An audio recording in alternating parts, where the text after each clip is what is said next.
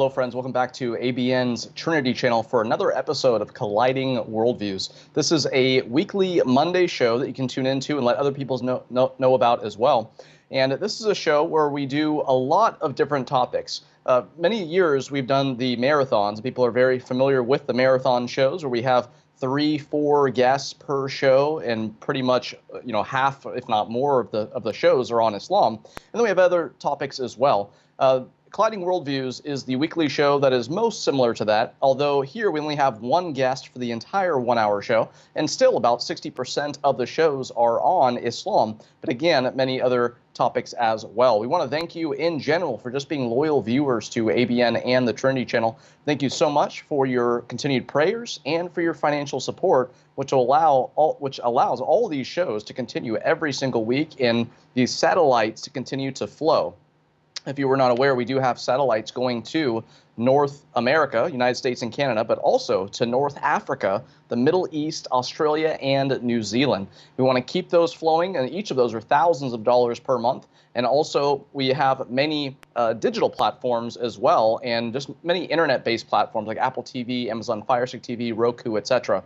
The list continues to grow, so we thank you for supporting this. We thank the Lord for allowing us to use this technology for His glory.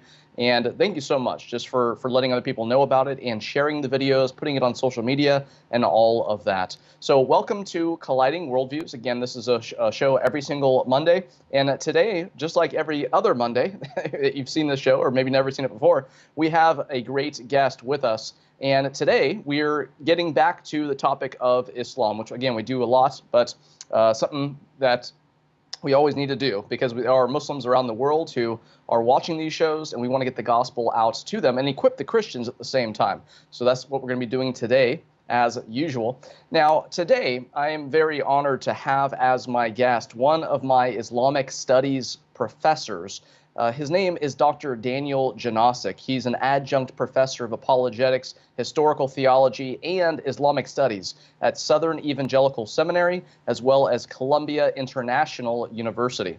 After earning a bachelor's degree from the College of William and Mary, he went on to earn a Master of Divinity and a master's degree in Muslim Studies from Columbia International University, but he did not stop there. After that, he went on to earn a PhD in Historical Theology from the London School of Theology. And today on this show, we are going to be talking about his dissertation work. This is a major work, and I'm really excited to talk about it. Dr. Janosic, welcome to Colliding Worldviews. Thank you, Tony. It's great to be here. It's always good to talk with you and to catch up with what's going on and to have a chance to speak about Islam and our friends who are Muslims and all that has been discovered historically. And so I'm looking forward to this. Thank you for inviting me. Thank you so much for being here. Dr. Janosic, you've been on ABN SAT's Trinity channel before, and I do want to encourage our viewers to look at all the videos that are on the Trinity channel's YouTube channel, because they will find a bunch of videos there, and a number of them have you in those. But this show I'm excited about because the entire show is going to be about your book. I have it right here, but we have a much higher quality picture to show you on your screen. This is called John of Damascus, First Apologist to the Muslims. Subtitle, The Trinity and Christian Apologetics in the Early Islamic Period. Friends, if you have not heard about this book, and especially if you don't have this book, please go to Amazon and buy it. This is a great work of historical theology and an early eyewitness of what happened around the time of Muhammad. Dr. Daniel Janosic, I just want to ask you right off the bat, what made you choose John of Damascus, of all people, to do your dissertation work on? Well, Tony, when I went over to London School of Theology, I wanted to deal with Islam, and I wanted to deal with the Trinity, and I wanted to deal with apologetics. And as I was trying to put that together, I had been studying and reading about John of Damascus, and he seemed to fit the criteria for all those things. And I'm very glad that I came upon that, and my supervisor, Peter Riddell, one of my two supervisors, he was my Islamic side advisor, He really helped me through the process of thinking how this would fit together, especially bringing together the Trinity, because John was an expert in the Trinity. He summarized 8 centuries of Trinitarian thought from the early church fathers, the apostolic fathers, all the way up through the 8th century. So he was very knowledgeable about that. And also, he was right in the midst of the beginnings of Islam. So he was an eyewitness. And we'll Yes, definitely. And I want to show our viewers, Dr. Janosik, a timeline that I had created in one of the presentations that I have done a number of times. I want to give our viewers an idea, more than an idea, a precise look at why John of Damascus is such a great resource to look to. We're having a little bit of an audio problem there. Hopefully we can get that fixed. Let me pull up this timeline right now. If we can show that timeline to our viewers, I want to show them the years that John of Damascus falls into here. Because you can see here, I have timeline, Muhammad, and trusted sources. According to the traditional story, I have here Muhammad's death in 632. Now look here, you see in the red, 675 is when John of Damascus was born. 691 is when the Dome of the Rock was completed. 749 is when John of Damascus died. And as you can see there, that is before Ibn Ishaq and Ibn Hisham, which gives us the earliest biography of Muhammad. We also have al-Bukhari, who died in 870, and Muslim ibn al-Hajjaj, who died in 932. Al-Bukhari is referring to Sahih al-Bukhari, the highest authority hadith collection for Sunni Muslims, the things that Muhammad said and did and approved and disapproved of. And then 932, Muslim there, that's referring to Sahih Muslim, which is the second most authoritative hadith collection for Sunni Muslims. And as you can see there, John of Damascus is the earliest source, earlier than those sources, right, being born 43 years after Muhammad had died. So very, very close to the time of Muhammad and his actual life and what that was like. Dr. Janosik, do we have your audio working again now? I do not hear you, so hopefully the text can get that working there. But friends, I want to, again, encourage you to get this book. This just came out less than a year ago. Again, this is Dr. Janosik's dissertation work. It is 200, almost 300 pages here. And not only does it include his great work, but he actually has in here, I'm not sure if you can see it, translations from the Greek to the English of some of John of Damascus's work and the stuff that he put out. And I really enjoyed my class with Dr. Janosik. He definitely gave me more work than I ever had before, which I guess some people would complain about. I actually loved it because after I took this class, Apologetics to Islam with Dr. Janosik, I enrolled in the Certificate of Islamic Studies program in addition to the bachelor's degree that I was still currently working on. But I loved Dr. Janosik. I loved the work that he gave us, and how I couldn't believe how much I learned at the end of this semester. A lot of work, but it was very beneficial. As we can see, the Lord has used that in my life and has steered me to wanting to reach Muslims with the gospel as well. Dr. Janosik, do we have you back on the line? Yes, just a moment. Okay. Okay. We're getting you back. Okay, can you hear me now? I can hear you now. Okay. We're switching over to the phone, so can you hear me okay? I can hear you. I can hear you fine. Okay, great. Okay. So I was I'm not sure. Transition with this, so I heard you a little bit talking about the book and the translation. The translation is from what we call the critical text. All the manuscripts that have been found relating to John's work as early as possible, and then those were collected together. The Greek was put together and verified, and then I did the translation. So it's the most accurate and up-to-date English translation. There are only a few English translations of this, so that is a helpful part of the book, but just one part. Definitely, and that is a huge bonus to any reader of this book, Dr. Johnson. I was encouraging people to get this book, and when we were trying to fix your audio there, I was showing my viewers the timeline that I shared with you, where it really gives them a precise view of why John of Damascus is so important when they look at the year of the death of Muhammad, according to tradition, 632. The death of Ibn Ishaq, 767, Ibn Hisham in 833, al-Bukhari in 870, and Sahih Muslim Ibn al-Hajjaj in 932, they can see that John of Damascus lived much closer to the time of Muhammad than those other sources, which are highly regarded for Sunni Muslims throughout the world. And letting them know that is why this work that you have done is so important. And I thank God not just for you, but for your vital work that you've done here. Now, when people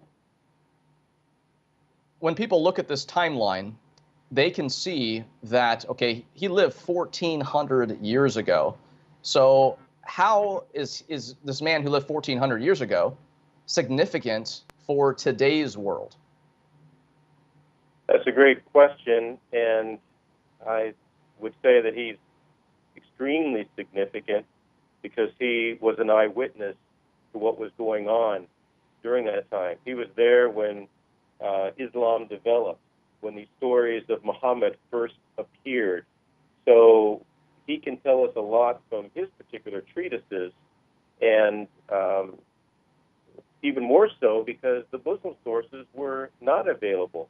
We don't even know if there were any Muslim sources at that time because Arabic as a written language was just coming into play. So the Quran, for example, is the first book in Arabic. The Arabs that they had to write either used Greek, which was a business language, or Syriac, which was a religious language, or another form of Aramaic, and even Arabic itself, the letters, the alphabet, came about during that time. So John expressed himself very well. He was documenting what was going on. And so what he has to say for us as Christians today is very relevant because he can give us the inside scoop of what was happening historically. And this is just some of the information that is now coming out that more Muslims are beginning to hear about, that more Christians at the same time are learning about. And we figure, okay, well, if Islam is false, which we have all the evidence in the world to to show, well, we have to ask, well, what is the real story then? How did this come about? If Muhammad wasn't actually visited by an angel, well, then how did, what happened here? How did the Quran come about? And all of that stuff. And that's why this show is so important, because we're filling in the missing information to what really happened. And when we look at John's life, which again, John of Damascus, what do we know about his life and his work? Okay, well, I appreciate you putting up that timeline because 675 shows that he was not alive when Muhammad supposedly was alive, but he would have been alive within the memory of people who should have been living with Muhammad. But he doesn't mention Muhammad in any of those senses. But he grew up in Damascus, Syria, which at that time was the headquarters, the center of the Umayyad Empire, what became the Islamic Empire, the first major empire from 661 to 750, and then after that the Abbasid Empire, which was headquartered in Baghdad and was more Persian influenced. So John kind of overlapped and was in between, but what was significant was that he was able to see the developments. His father was a chief tax collector there in Damascus, as his grandfather was. In fact, it is said that his grandfather was the person in 638 A.D. who opened the gates to the Arabs who were there to take over so that people would not be killed. And that was a common thing as the Byzantines had pulled out and left the area wide open for these immigrants to come up, these refugees to come up and take over the land. But as far as John, what is important, he was a brilliant scholar. He knew Greek, Syriac, Arabic. He had a classical education. He was well versed in Aristotelian thinking, and as well as the church doctrine. He was very orthodox in his doctrine. He was a solid Christian. He was respected. His family was respected. He worked in high position as the chief tax collector for the Umayyad Empire after his father died, somewhere in the 695, we think, to about 715, so about 15, 20 years. And then he retired from that civil service, and he then went off to a monastery to do his writing. He worked under a very powerful colleague named Abdul Malik, and I believe that a lot of what we know of as Islam and the choosing of the Prophet Muhammad, and actually a lot of the written part of the Quran coming together, happened under Abdul Malik. So a great book title would be "It All Happened Under Abdul Malik." But during that time, John went off to the monastery and he wrote this book called The Fountain of Knowledge. It was made up of 3 parts. It had a philosophical introduction, so it gave kind of methodology of thinking. But the center part was the Orthodox faith, where he really summarized 8 centuries of Christian thinking from all these writers, especially the Eastern writers, the Cappadocian fathers and so on, who were so good about dealing with the Trinity, and that was one of John's interests. And then he wrote or collected a series of heresies, 100 heresies, and he probably just wrote the last few, and one of those was called the heresy of the Ishmaelites. That's what he termed or called the Arabs. They were not known as Muslims, really, at that time. They were Ishmaelites, followers of Ishmael, Hagarenes, offspring of Hagar, or Saracens from Sarah.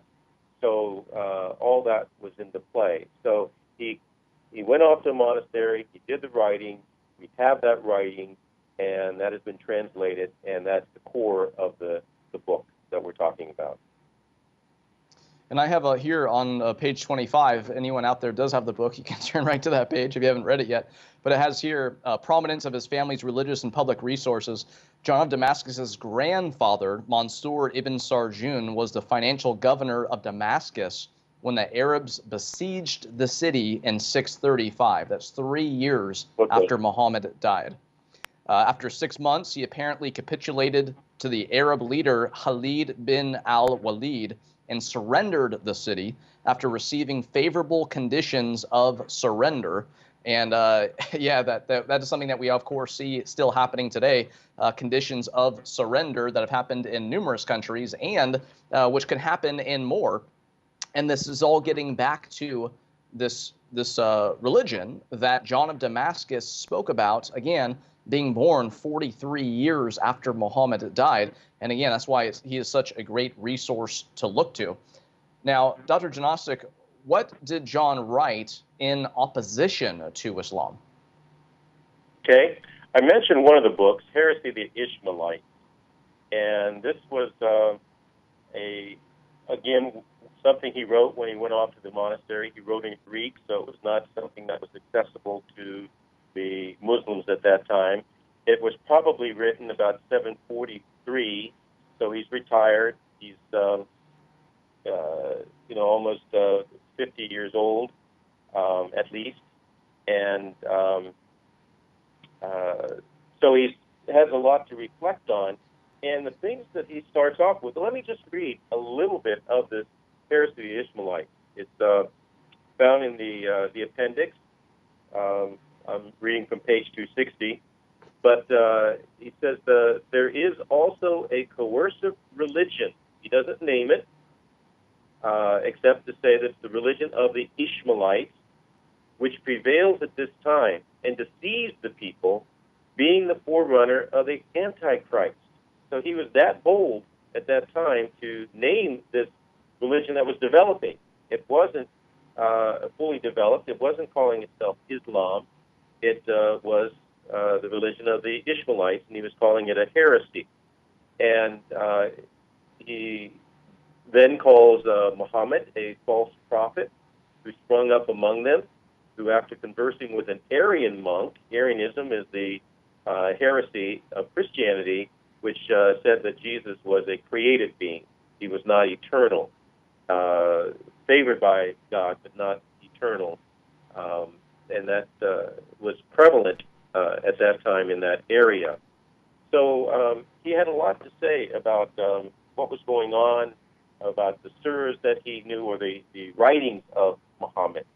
And we'll get into that a little bit more. But he wrote the Heresy of the Ishmaelites, and he also wrote a dialogue. And I think the dialogue was mostly for apologetic work, and it's called The Disputations Between a Christian and a Saracen, what we'd say a Christian and a Muslim. And the Muslim would bring up questions, and the Christian would answer, vice versa. And it was a way of trying to establish a good methodology of answering questions, giving a reason for the hope. And I want to encourage our viewers as well, Dr. Janosik, to not only get your book because of all the great info that you have in here, but just your appendices. You have that Heresy of the Ishmaelites, where you translated from the Greek into the English. You have Disputation Between a Christian and a Saracen. You have the graphic that you made talking about the disputes that were happening in early Islam that we are going to get to as well. You have that. I remember that from one of my classes that I had with you. And I want to follow up on something that you had just said there, because a lot of people, they think of the different religions of the world. They say, okay, yeah, Judaism, Christianity, Islam. And then when they think about like Mormonism or Jehovah's Witnesses, they say those are heresies because those are branches off of Christianity where they strayed at some point. And of course, speaking of Arianism, today Jehovah's Witnesses is pretty much a recycled version of Arianism. But why did John of Damascus call Islam, as we know it today, a heresy and not a religion? Can you explain that to our audience? Well, it's interesting that he even called it a heresy rather than an outright false religion, because there were some shared features. They believed in one God, but as he looked at it further, that one God was not triune. Islam was coming out very boldly at that time in saying that you should not believe in a Trinity or three gods, because they looked at the Trinity and they misunderstood it to be three gods. And of course, Christians did not believe that. So John saw some similarities, but he looked at the way of looking at Christ. They viewed Christ as a prophet, as a major prophet, one who was born of a virgin, one who did miracles, and they have some of those miracles listed in the Quran, but still just a man. They could not fathom God having a son, because the only thing that they could think of was a physical relation with a woman, therefore Mary, and that was too hard for them to conceive of, and Christians don't look at it that way. It's not a physical act, it's something that is done through the Spirit. But they could not put all that together. So John realized that, okay, they're calling themselves followers of one God. It was a monotheistic religion, but it was not well formed, and it denied the core doctrine of Christianity. It denied the Trinity, it denied the deity of Christ, they denied the crucifixion of Jesus. And if you deny the crucifixion of Jesus and say that he did not die on the cross, then how is Jesus going to pay for our sins? And if Jesus did not die on the cross, and if he did not pay for our sins, then as Paul says, that our faith is vain and foolish. And so it undercuts everything that Christianity says. And the more that you understand Islam, the more you will realize that John that time. Excellent. And we do have to take a short break, but I do want to encourage our viewers during this break to not only go to Amazon and look up John of Damascus, First Apologist to the Muslims, but also check out Dr. Janosik's website. You can find it by going to danieljanosic.com, just first name, last name.com, and you'll be able to find there a bunch of information about not only presentations that he has given, but articles that he's written, and so on. He continues to add to that site as well. So check out danieljanosic.com. Again, go to Amazon or wherever you buy books. Look up John of Damascus, First Apologist to the Muslims, the Trinity, and Christian Apologetics in the early Islamic period. Yes, you're not only going to get information about John of Damascus in here, but you're also going to get very important objective church history is in here as well, dealing with the Trinity, what happened at the Council of Nicaea and all that kind of stuff. You're going to get a lot of dates, a lot of names, and all of that. And that's just in the first probably 30 pages of this book. Again, it's like 300. Dr. Janosic also has his appendices at the end there, which give you translations from the Greek of John of Damascus's actual writings and all of that. So please pick up that book. Please check out danieljanosic.com. And please also stay where you are, because we'll be back in just a couple of minutes for more Colliding Worldviews. Get ready for the International Apologetics Marathon, as the first day of the marathon launches on October 2nd for 7 days, with attention-grabbing and educational apologetic shows that will equip you with everything that you need to know regarding topics such as Islam, political and ISIS, debates, as well as learning how to defend the faith of Christianity. Enjoy daily live shows that are 2 hours long each, with your host, Tony Gourlay. Professors with PhDs, pastors and ministry leaders, politicians, and world-renowned speakers who specialize in the several topics on Islam and Christian apologetics will be participating in this marathon. For more information, please call the numbers at your screen or visit our website at trinitychannel.com.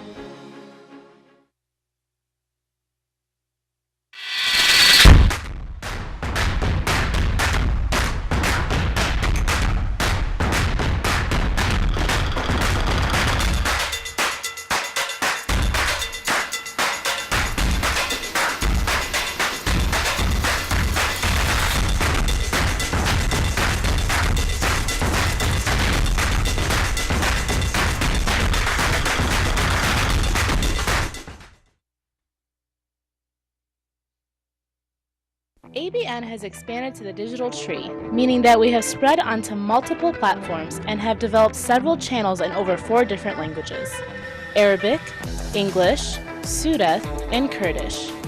On top of those channels, more are on the way before the year's end. In addition to the growth of the channels, the platforms are spreading as well.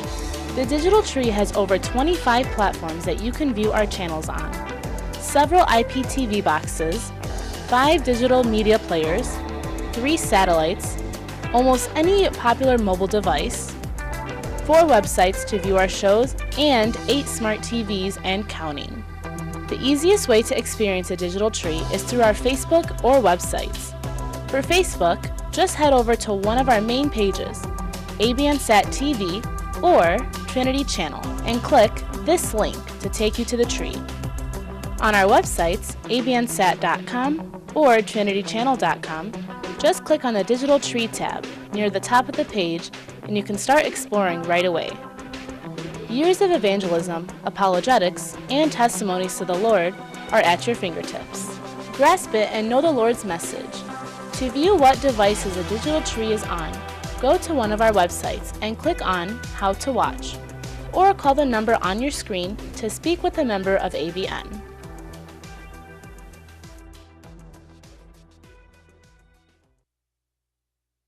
Hello, friends. Welcome back to Colliding Worldviews. And my guest today is Dr. Daniel Janosic, one of my Islamic Studies professors. It's a blessing and an honor to have him here. We're talking about his new book, John of Damascus, First Apologist to the Muslims, which, again, you can pick up on Amazon right now. You can order it, and it will be to you very soon, especially if you have Amazon Prime, which gets you, we'll get this probably tomorrow or the next day. But there's about 300 pages of content here. Again, this is talking about church history. It's talking about the Trinity. Trinity is talking about John of Damascus, and I showed you a timeline earlier of how he was born 43 years after Muhammad died.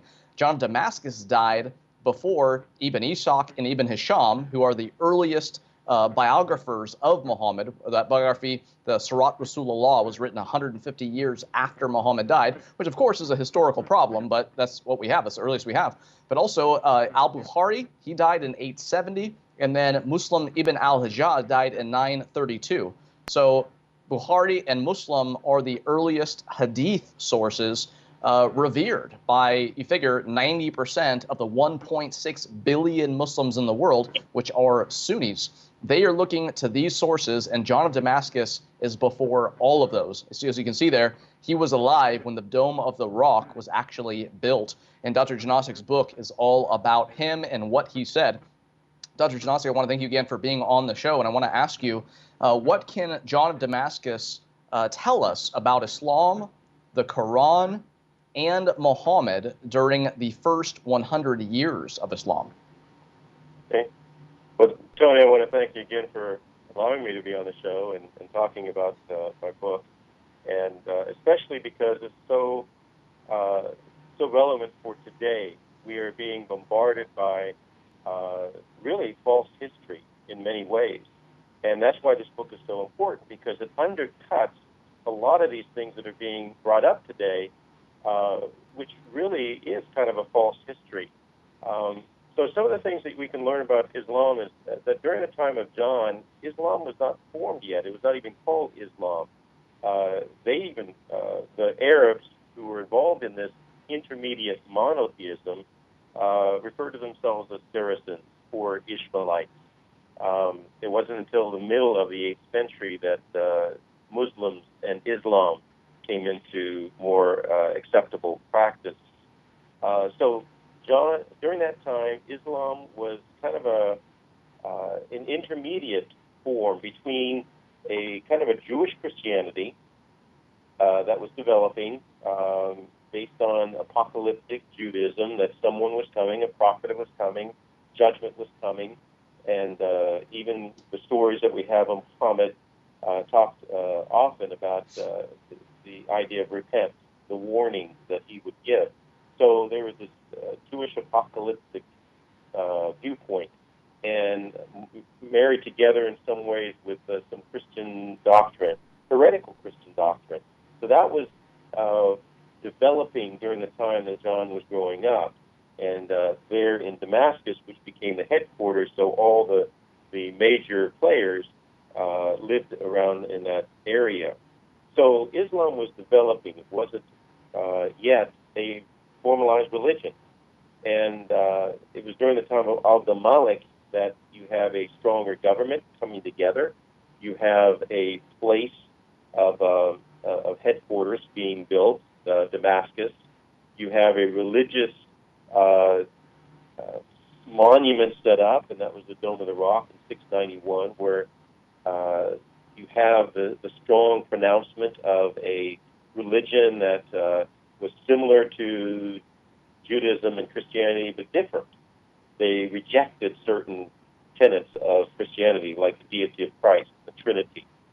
And the Quran, one very important thing is that, according to John, what he says in his Heresy of the Ishmaelites is that he was familiar with Muhammad. He called him by the Greek name Mahmed, and he called him a false prophet. But he also said that there were these writings, some of them hilarious writings, he said, ludicrous writings. But John knew of what constitutes now parts of surahs 2, 3, 4, and 5, which were later surahs. If you know the division between what are called the Meccan surahs that were supposedly written in Mecca when Muhammad was there in the early days, and then the Medinan surahs when he was in control of the city and had power, and those were the longer ones and the ones that had a lot more governmental structures in them. So John only knew and referred to writings. He never called them surahs. He never referred to them as the Quran. But he was familiar with something written down, and they comprised what we parts of Surahs 2, 3, 4, 5, and maybe some on Mary, because he mentions the mother of Jesus from other parts of the different surahs. But he also mentions a surah that does not exist today, only in fragments of the Quran, and that's called the she-camel, the book of the she-camel, the writings of the she-camel. And it's this ludicrous story about a she-camel swallowing up rivers and depriving the people of water and getting killed and going to paradise and so on. And it's a story that it only has fragments, and if it was something that was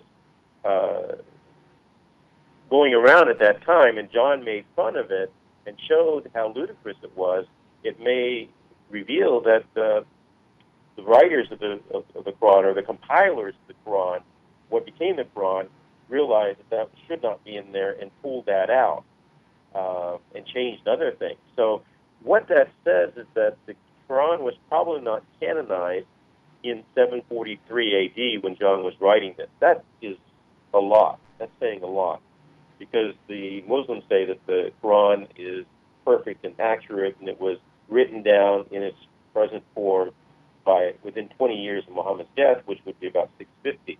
So here we're talking about almost 100 years after that, and John, who was there witnessing all these things, was saying, no, it's just fragmentary even now.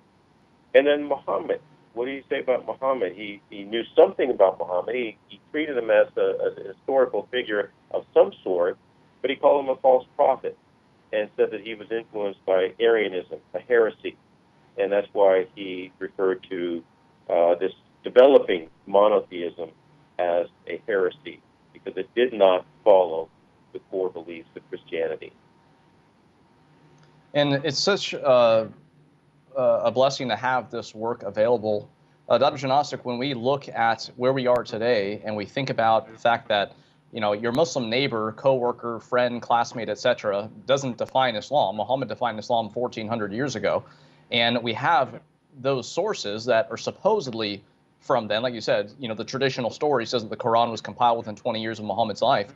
But even then, to look to John of Damascus and actually have a non-biased, non-Muslim source who lived within 40 years of Muhammad, when we're talking this 1,400-year gap, is amazing. And when we look at the things that were happening back then that many Muslims today do not have any idea about, and of course many non-Muslims don't, but even Muslims themselves, you know, that we when we look at the history of Islam, we just see this closing of the Muslim mind. And before that, there were some early disputes that were going on that, again, Muslim and non-Muslim, many people today are not aware of. Can you talk about, just for a couple of minutes, these three major disputes that were happening in the early years of Islam? And of course, one of those two won out in those three different categories, and that has pretty much shaped the mind of most Muslims today. Yes, thank you, Tony. This is in reference to the theological developments. There's a chart on page 259. But the three disputes, this was a time when Islam was interacting with Christianity, and there was a lot of philosophical and theological stirrings within the minds of those who became Muslims. And that was good. But then, as Tony mentioned, there's a closing in the Muslim mind around the 12th century with Al-Ghazali, who said all you need is the revelation, all you need is the Quran, and all this other philosophy is detrimental to your faith, so therefore put it aside. But before that, they were trying to figure out some very big questions, the first being faith versus works. Are we saved by works or are we saved by faith?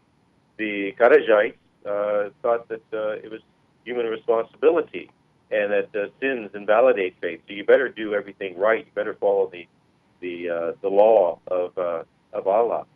And then the Murjiites at that time, and this is in the late 8th century into the 9th century, the Murjiites said that we're focusing on God's power, and they refused to judge, said only God can judge, so sinners remained Muslims.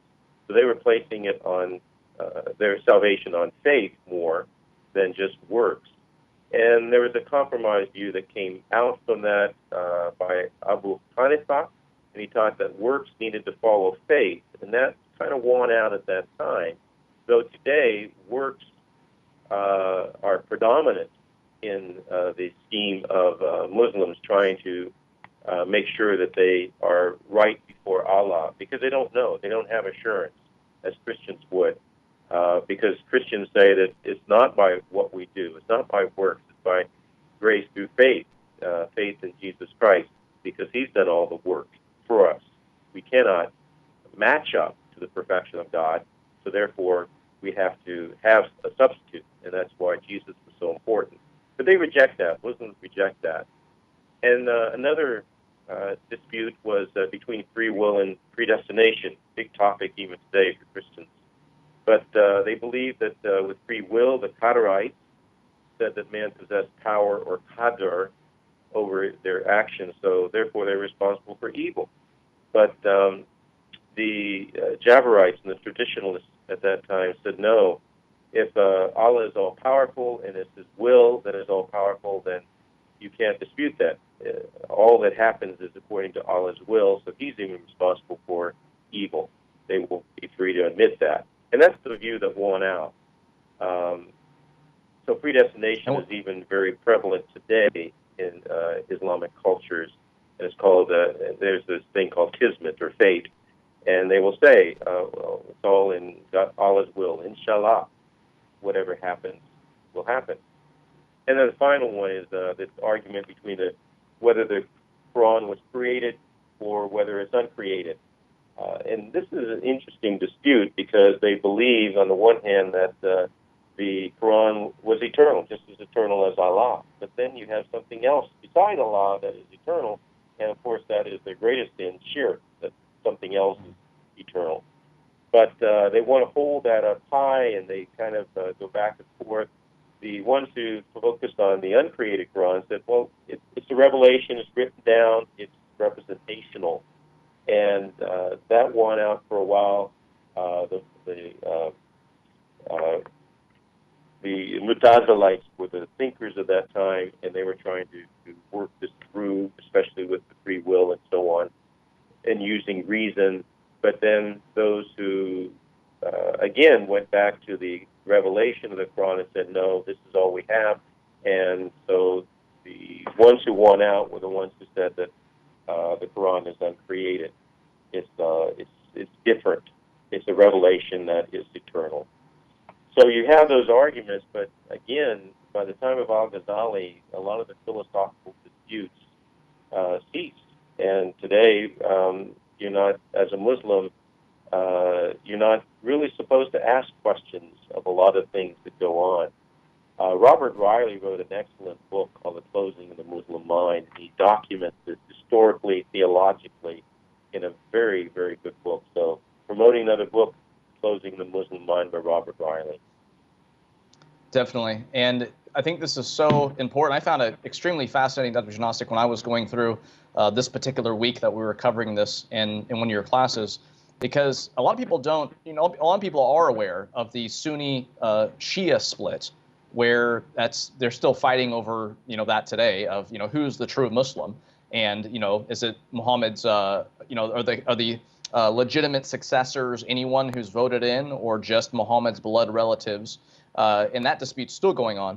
But although that split happened right after the death of Muhammad, this dispute that you're talking about is actually a second dispute hundreds of years later between Muslim philosophers. So they're both Muslims. They both need the gospel. But the thing is that they were Muslim philosophers who were studying Aristotle and had good metaphysics. And there were those like Al-Ghazali who didn't. And usually good philosophy leads to good theology. And we see that Islam is, of course, bad theology, but the root of it also is bad philosophy. Al-Ghazali's viewpoint on those three things are what won out. Al-Ghazali said that works were more important than faith. He said that predestination is actually how it all works. And then, of course, he said that the Quran is uncreated. And we look today, at the most revered people throughout Islamic history, and we see that for the most part, Al-Ghazali is considered by many the second most important Muslim in all of history after Muhammad himself. So it's Al-Ghazali who we can thank for this closing of the Muslim mind, and again that has shaped the mind of so many Muslims today.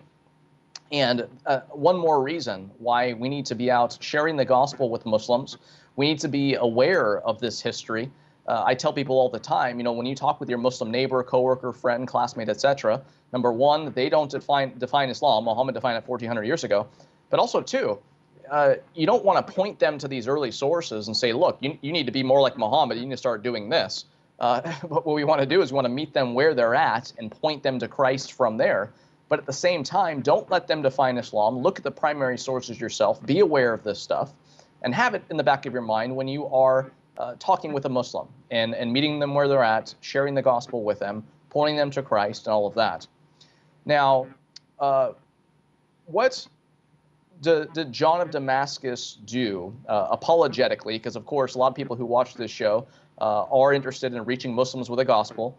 But at the same time, being able to defend the Christian faith if necessary. We don't want to start a conversation with apologetics. Usually, share the gospel. If necessary, do apologetics. Different than the share the gospel. If necessary, use words. Of course, you need words of some type, written or verbal, whatever. But what can people learn from John of Damascus? What was his apologetic approach or apologetic methodology?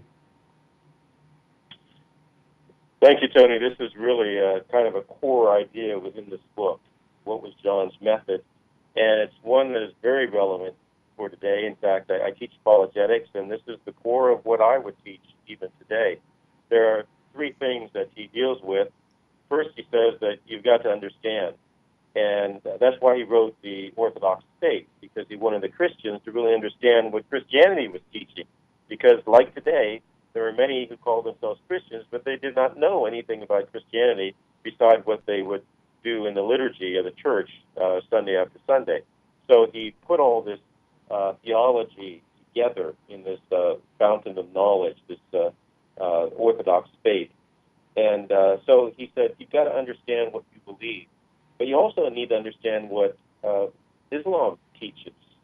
And that's very relevant for today. We need to understand the doctrines of Islam, the theological questions that they ask, and we need to know answers for that. So studying Islam and what they believe is very, very important for today. So understand is number one. Second thing, John said, you've got to be able to defend your Christian doctrine. Again, that's why he wrote the heresy of the Ishmaelites and the disputation between Christians and Saracens, because he wanted to teach his disciples how they could answer the questions that came up and were bombarding Christians. Many of them were converting to Islam because they were not getting ahead economically. They were subdued by these onerous rules that were held over them as dhimmis, as second-class citizens, and so their only escape was to convert and try to find a better life. And John was seeing that taking place, and he wanted to prevent that. So he said, okay, you can defend what you believe. So understand, first thing, defend Christian doctrine, second thing. And the third thing is to refute, to be able to refute the error. Here, the error of the Israelites, the error of the Muslims. And so he gave them the theological groundwork so that they could realize what the error was and refute that error. So understand, defend, refute. Amen. And what were some of John's arguments against Islam? Oh, he came up with a classic one that lasted for centuries. I mean, his disciples and theologians afterwards used this. But he realized in the Quran that the Quran recognized Jesus, called Isa, the son of Mary, born of a virgin, miraculous miracle worker, and so on, that Jesus was called at one place the Spirit of Allah and the Word of Allah. And he said, wait a minute. Okay, if Jesus is the Spirit of Allah and also the Word of Allah, and yet Muslims say that he was created, then that means that Allah was without his Spirit and his Word until he created Jesus. And therefore, Allah was imperfect, not whole. And, of course, that would be a great mark against the perfection of Allah. So that was a great argument to bring up. And he said to the Ishmaelites, you call us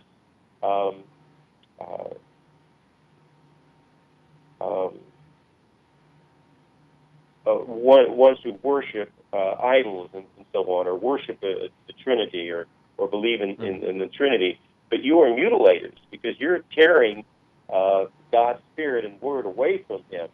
And so that was an argument that was used and very well used for a number of centuries. And then he also said that Muhammad was a false prophet and gave evidence for that. And he said the religion that was developing into what became Islam was a heresy, and a heresy that was leading to the doctrines of the Antichrist even. So he was pretty bold in stating what he saw as a coercive religion that was based upon false doctrine, false foundations. And we need to remember that ideas have consequences. And as Tony was saying about these foundational principles, if you have a false foundation, you're going to have false doctrine and pretty bad consequences developing. And we see that today in the Islamic world, where in none of the countries that are Muslim-dominated do you have peace. And yet they keep on saying Islam means peace. It doesn't mean peace. Islam means submission. And it's very different from peace, because Muslims ultimately believe that only when the whole world is under Islam and Islamic law, Sharia, then peace will come. Not until then. It's all fighting. Supposedly. It's all disruption. Right. And I tell people, Dr. Janosik, next time someone says, "Oh, Islam is peace," ask them, "What do you mean by peace?" And then see what they say, because there's a good chance they're going to probably say, "Oh, like peace and tranquility, like peace." I had a guy ask me that recently. I asked him, "What do you mean by peace?" That's exactly what he said. I said, "No." I said, when it says it's a religion of peace, it's referring to the end goal. Peace is a goal and not a means. Jihad is the means. But we see that peace is supposedly when the whole world is under Sharia. The whole world is Dar al-Islam. There's no more Dar al-Harb. There's no Jahiliyyah in any country in the world. The whole world is ran by Sharia. Even, of course, if not every person is a Muslim. Of course, you mentioned there recently dhimitude, which the second-class citizenry, which obviously you talk about in your book as well. But Dr. Janosik, the first thing that you said there, though, referring to Jesus being referred to as the Spirit of Allah and the Word of Allah, I mean, that technically you can compare to the Gospel of John, where it says, "In the beginning was the Word was with God, the Word was God." 13 verses later, the Word became flesh and dwelt among us.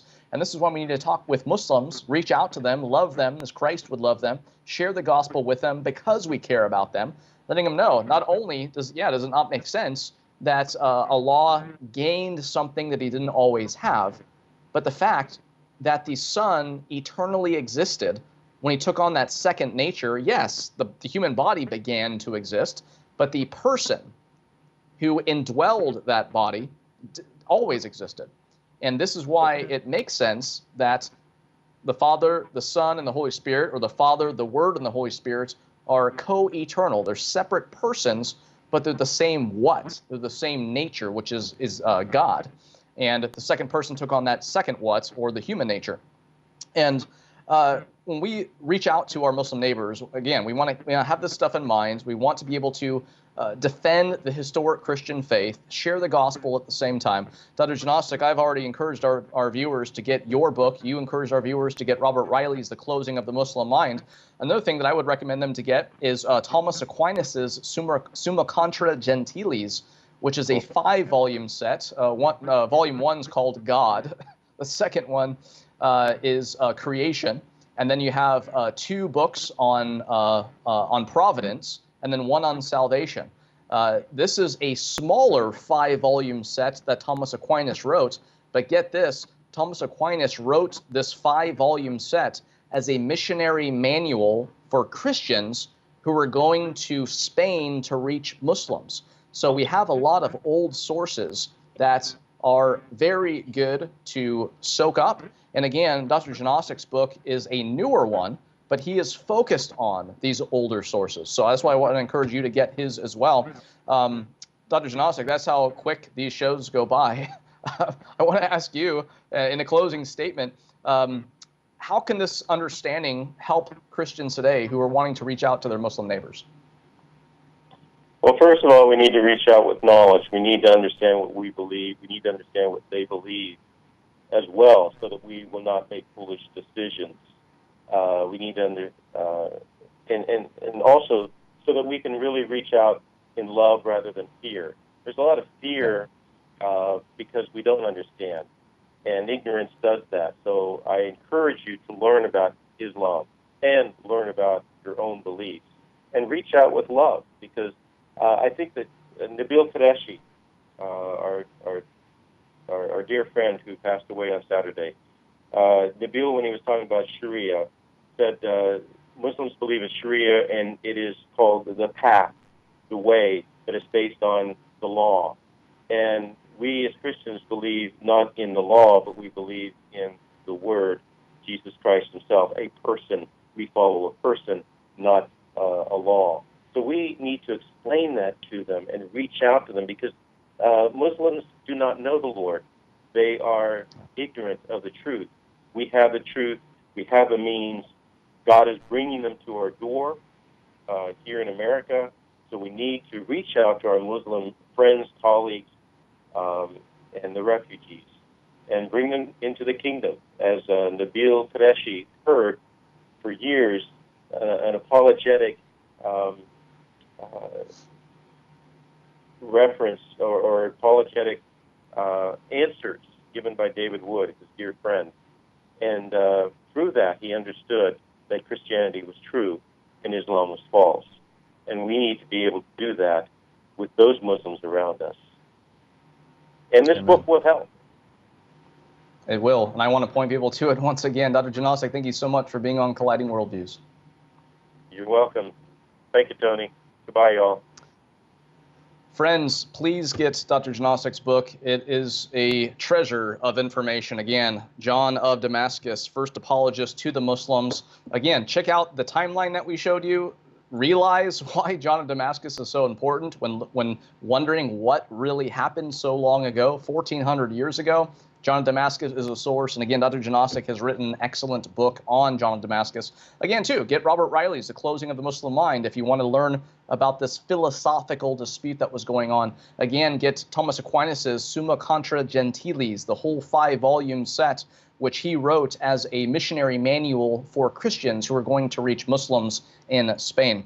And as Dr. Janosik had said earlier, look, you know, this whole belief that the Quran is uncreated, that it's an eternal book that has always existed with Allah, and it was sent down to Muhammad through the conduit Jibreel, supposedly, that's the Islamic belief. They believe that the eternal word of Allah is a book. But we know, according to the Bible, the eternal word of God is a person. And that second person of the Trinity took on a second nature, a human nature, walked this earth, was sinless, proclaimed that he was God in so many ways. He died on a cross, and then he rose from the dead in glory 3 days later. And when anyone in the world, a pagan, a Muslim, a Mormon, a Jehovah's Witness, an atheist, agnostic, whatever, when they repent and put their trust in the Lord Jesus Christ, that is when their sin is forgiven. That's when they are reconciled to the true God of the universe, and that they receive the gift of everlasting life. Everlasting life is not something that you hope to get later. It's something that you receive here and now when you repent and put your trust in the eternal Son of God, the eternal Word of God, who took on flesh. Thank you so much for being with us on Colliding Worldviews, and we will see you next week for another episode of Colliding Worldviews, and you'll learn that we are doing Islam once again, but with another great guest. So I hope to see you back here next week. Until then, God bless you, and good night.